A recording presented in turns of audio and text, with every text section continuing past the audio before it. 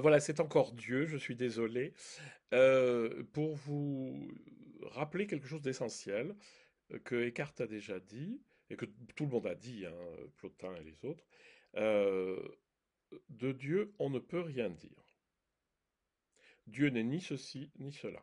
C'est-à-dire, Dieu n'est pas quelque chose de séparé du reste, ou bien tout ce qu'on dira sur Dieu est faux. Ça veut dire quoi? Ça veut dire que Dieu est tellement parfaitement inconnaissable qu'il n'y a aucune manière d'en parler et il n'y a aucune manière de se le représenter. Et il n'y a rien à percevoir. C'est, c'est comme un poisson dans l'eau, je pense qu'il voit pas qu'il est dans l'eau. Et ben nous, c'est un peu pareil. Et Dieu est parfaitement inconnaissable et pourtant on est tout le temps en train de nager à l'intérieur. J'en profite pour vous faire la distinction entre ce qu'on appelle la théologie positive et la théologie négative.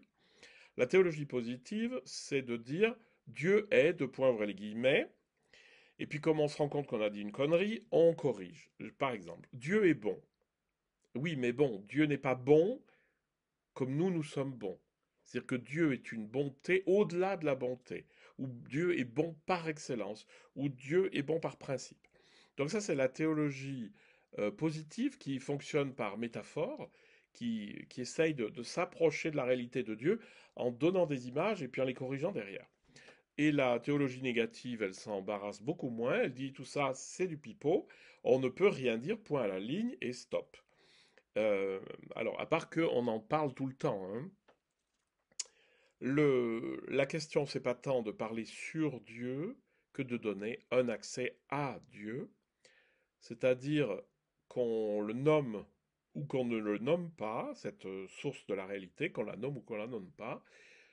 L'essentiel, c'est d'en faire l'expérience, de descendre dans son propre fond, qu'on va reconnaître comme étant la source de la réalité, et qu'à partir de cette source de la réalité, ma vie va changer.